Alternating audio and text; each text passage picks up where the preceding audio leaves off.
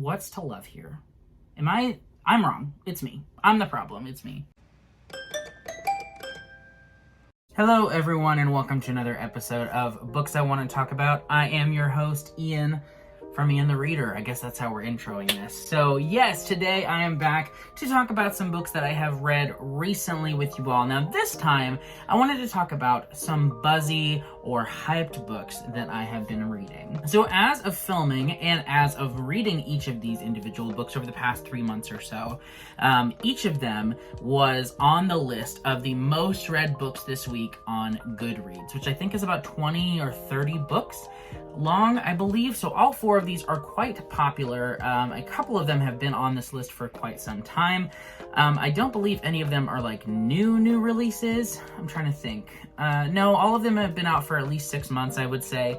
But they are all quite popular and buzzy, and I read them, and today I'm here to tell you whether or not I recommend them and whether or not I think they are worth the hype, which I will say are different questions, because I think that for some of these I did enjoy them, while also simultaneously being baffled that they have the level of hype that they do, if that makes sense. Before we get into this video though, I would love it if you would leave me a comment letting me know what is a buzzy or popular book that you've read recently that really worked for you, and what is one that didn't work for you. That's the thing about buzzy books. Even though they're popular, that doesn't necessarily mean that everyone is going to love them. But I do feel like a lot of times, like at least in my experience, sometimes the super popular books are popular because they kind of like play it safe and are really widely appealing. So I think the more that you read, the less inclined you are to necessarily gravitate towards the books that are super popular, just because you really start to know your own tastes and things like that. But that being said, there are some books that are absolutely amazing and deserve all of the hype as well, and we'll definitely be talking about at least one of those today. Okay, so first book up, and I guess we're gonna go ahead and go in chronological order of when I read these. So the first one that I believe that I read was The Housemaid by Frida McFadden. So this is a thriller that I very randomly decided to pick up. I think I was at my local used bookstore and I saw it, and my friend Heather from Instagram and YouTube from Heather's Book Reviews had done a review of it, and she quite enjoyed it, and it just caught my interest, and so I decided to go ahead and pick it up and give it a read. Other than her review, I hadn't really heard very much about it though, which is kind of shocking considering the fact that it is, and its sequel, which just came out, they are both currently on the most read books of the week on Goodreads. That being said, I definitely had a few reservations going into this book, because while certain aspects of its execution were really praised in the reviews that I saw on Goodreads and things like that, other aspects were not. Particularly the writing, or like the prose. I had seen some people complain about it, and I just was not sure that I was going to enjoy it, just because that is something that can kind of really bother me and lessen my reading experience, is when the writing just feels like super immature or unpolished, and I just wasn't sure what to expect. But let me tell you, this was so good. This was excellent. I love thrillers. I love domestic thrillers. I love really good twists. I love like questionable characters, and this book definitely had all of those things in it. It's a book, well, hold on, let me backtrack and tell you what this book is about. So in this novel, we follow a woman who has recently lost her job, and she is desperately in need of a job. She's currently living out of her car. She doesn't have a lot of prospects on the horizon, and she randomly decides to interview for this position as a housemaid for this very well-off family. And so she goes to the interview, and things obviously go well, otherwise we wouldn't have a book. And she gets hired on, but things are not all that they seem with this family, and what once seemed like a very beautiful and wonderful setting and situation to be in very quickly turns into a little bit more of a messy situation. And our protagonist has some secrets as well that she's worried about her employers finding out, and things go from there. But that's kind of the general setup of this book, but there's so much that I did not expect in regard to the execution of this plot. I won't say too much about it because I really don't want to spoil. There are some ways in which this book very much sticks to very conventional tropes of thrillers. And I was a little bit worried about that as well as I got into it. But the execution and the payoff of some of these moments were astounding. I have not had this much of a physical reaction to a thriller in some time. Like, there were moments where I was like filled with rage. There were moments when I literally cheered out loud. And so that was what I got out of this book, and it's definitely more than I expected. As far as the writing goes, I will say it is definitely not the best, but it didn't bother me that much. There were a few things about it that really did irk me in regard to the writing and the execution. Just some like little quips or things that I think were meant to be kind of cheeky or funny, that just felt kind of dumb. But other than that, I mean, I was here to have a good time, and I had a good time. I really did. So I would rate this book 4 out of 5 stars, maybe like 4.25 if I wanted to get into all the decimals. But if you're looking for a thriller that is just a lot of fun, hard to put down, this isn't very long, but I finished it super quick anyway.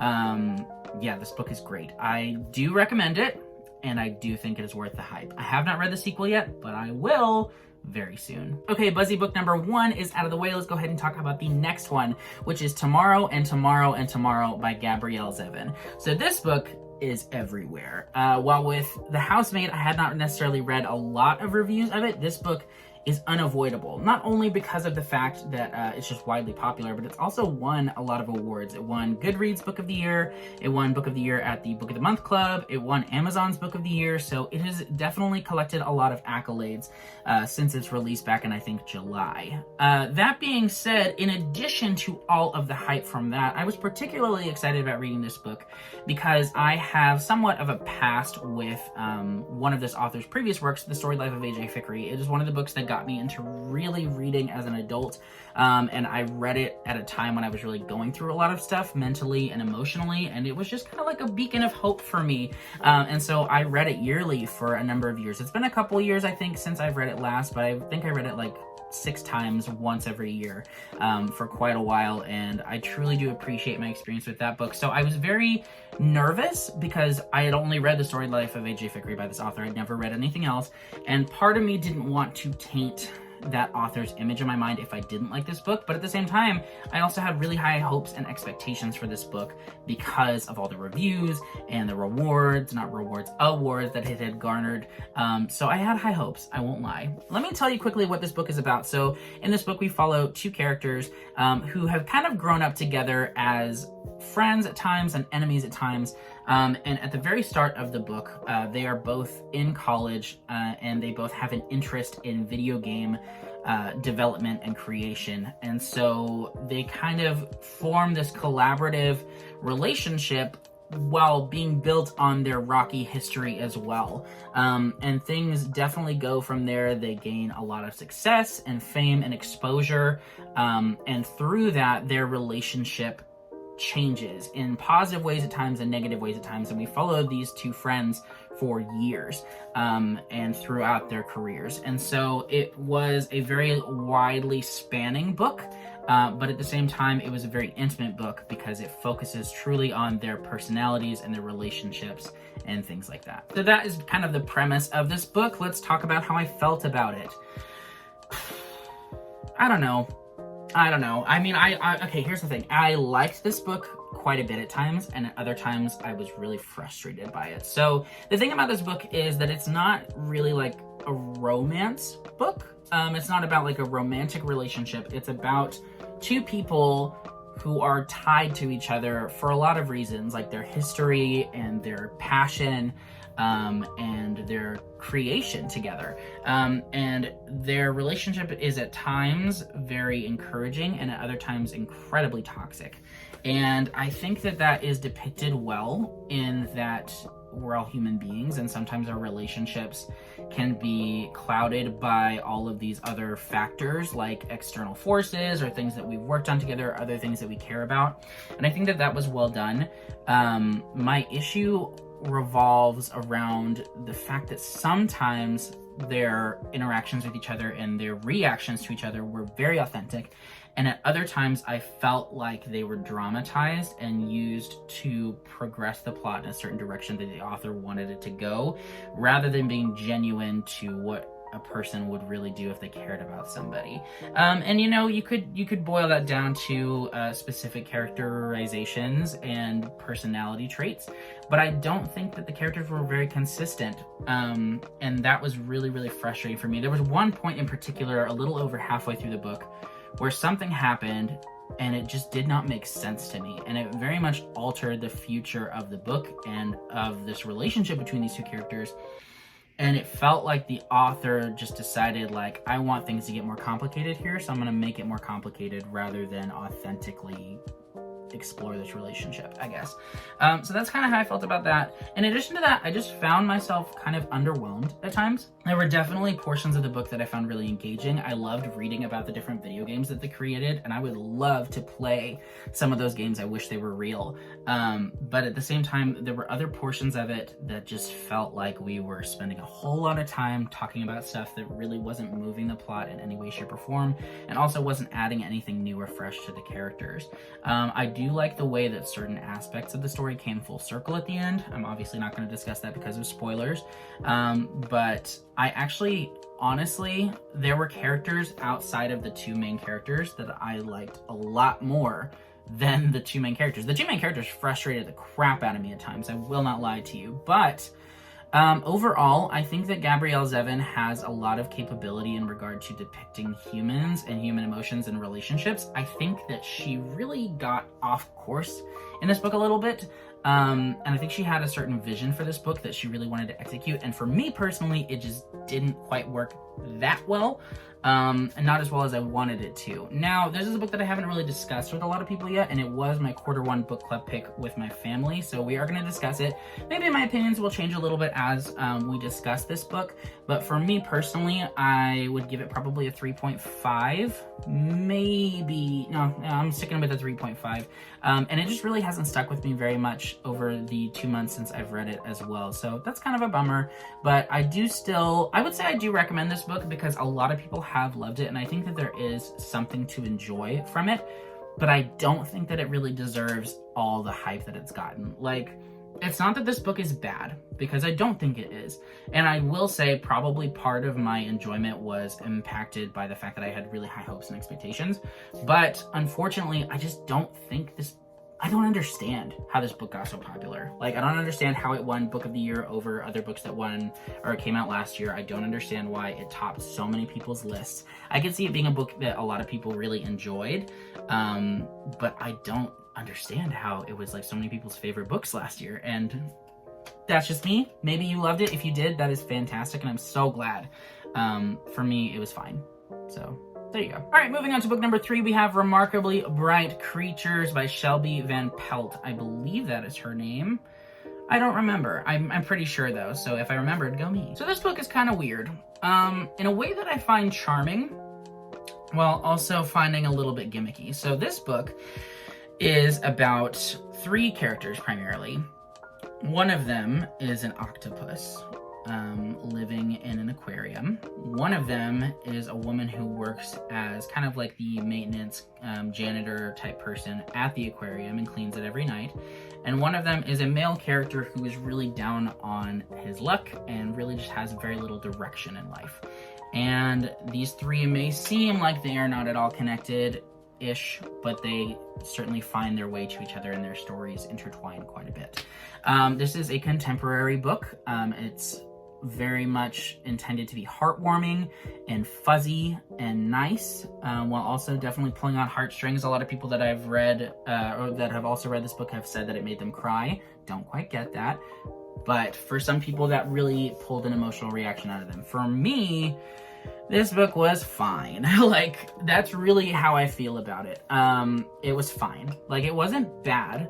I will say, okay, so it's interesting. Like I said, one of the characters is an octopus. I feel like I really glossed over that, when in actuality, that's kind of the most thing of note in this book, is that one of the perspectives is an octopus. Like, we get the octopus's thoughts and feelings and emotions, and he has a very active role in the story, believe it or not. The thing with this is, though, I found that to be really gimmicky, and sometimes it works for me and sometimes it doesn't. The problem is I'm torn about this because on one hand, it's really gimmicky and it kind of bothers me how gimmicky it is and like ridiculous it is, because it, like, the octopus, yes, octopuses are remarkably bright creatures, but that remarkably bright, like, that's impossibly bright creatures in my opinion. But in addition to that, he was the most interesting and compelling character. Like, the adult characters, I didn't really care about all that much. So I'm very torn on that, because on one hand, I was frustrated by his inclusion, and on the other part, I only liked reading his chapters. So very torn and conflicted in that regard. But in addition to that, there were some pretty glaring plot conveniences that just kind of felt outlandish. Like, yes, to a certain extent, you have to, suspend your disbelief in this type of book where one of the characters is an octopus. And I could forgive that, I guess, if that was like the gimmick and the whole appeal of this book. But then there are other things that just feel almost magical in their execution. And I just don't know how I feel about it, because it was not intended to be like magical realism. I'm just a little frustrated by that. And on top of that, like I said, I didn't really care very much about the human characters, which is unfortunate because they took up more than 2/3 of the book, really. The octopus did not have that much page time in the grand scheme of things. And so maybe it's just me, maybe it's the time that I read it, I just had a hard time connecting with this book and with these characters. There are some heartfelt moments that I did appreciate, and I think it is a very comforting book. If that's what you're looking for, I think you could really enjoy it.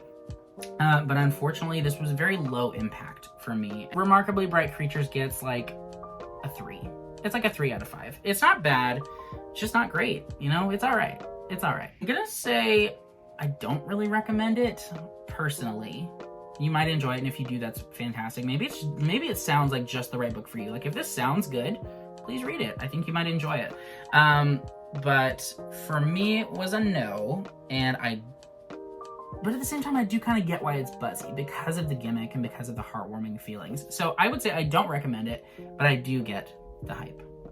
Huzzah. And the final book that I read, and this one was kind of a surprise for me to read, but I had to read it for this book bingo challenge that I'm doing with my book club. I read Book Lovers by Emily Henry, and I say that it comes as a surprise because I don't read contemporary romance pretty much ever, but if I do, it's Emily Henry, because I've now read 3 of her books, her 3 really, really popular ones: Beach Read, People You Meet on Vacation, and Book Lovers.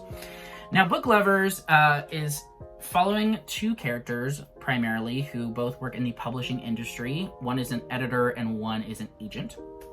And they have a very rocky history where they've kind of had to work together and things have not gone well. And our main character, she has continuously fallen out of these relationships where the love interest that she has been dating has gone off on vacation somewhere to a small town or whatever and fallen in love with someone from that small town. And it's very much this like storybook ending for them, and she's just really frustrated and annoyed and like eye rolling at it, and I along with her, because it was just ridiculous. Okay, spoilers for how I'm feeling about this book, but yeah, so she ends up going on this trip to this small town with her sister, and the editor guy, who she doesn't like at all, happens to be there, and things progress from there. And it's also the story about them trying to save this local bookstore, and her complicated but nice relationship with her sister, and the trauma involved with the passing of their mother from years ago. It's a lot of stuff, but at the same time, it felt so cookie cutter. And I am not the target audience for this book. I don't really like contemporary romance at all. But as I read it, I kept thinking to myself, like, there's nothing to surprise me here, And I think that's what I love in books, is when they surprise me. Not necessarily like with their plot, but something about the book has to impact me in a way that goes past my expectations for it. Whether it's the writing, the characters, the plot, the setting, the themes, whatever it is. And this book just did nothing to impress me, and it did nothing to surprise me. The plot went exactly where I expected it to go. The characters pretty much did exactly the things I expected them to do, and I think that is the point of romance. Like, I think that when people read those, they aren't really going to it for anything surprising necessarily. I think they just want to have a nice time, and for that, sure, I do recommend this book if that's what you want, is just to have a nice time. But everything else about this book just really fell flat for me. If I had to pick like a positive for it, I would say that her relationship with her sister was well done at times. I liked that they had the shared trauma and the way that it impacted how they treated each other and how they went about their other relationships. I think that that was really good. But that's it. That's all I can really highlight about this. So I'm not going to talk about this one too much because I don't really have a whole lot of other things to say that are going to, you know, gain me any favor with anybody. But I would give this like a 2.5 probably. I just think I'm not the target audience for this is the thing. So I'm going to say I don't recommend it and I don't get the buzz because what's to love here? I'm wrong. It's me. I'm the problem. It's me. I hope that you enjoyed this video. Let me know if you've read any of these books, and if you did, if you enjoyed them, hopefully more than me on most accounts. If you read The Housemaid, though, let me know what you think of some of those things, because wow, did I enjoy that book. Thank you so much for watching. I'll be back with another video soon, and I'll see you then. Bye!